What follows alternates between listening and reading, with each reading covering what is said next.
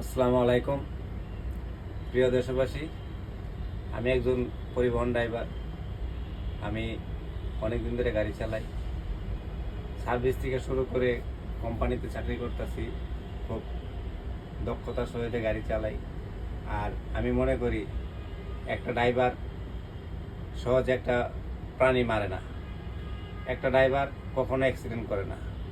পরে কোন সময় যখন দেখবেন যে গাড়ি নিয়ন্ত্রণ রাখতে পারে না, তখনই ড্রাইভার অ্যাক্সিডেন্ট করে। আর আমরা যারা গাড়ি চালাই তাদের চিন্তা করতে হবে যে সময়ের চেয়ে জীবনের মূল্য অনেক বেশি।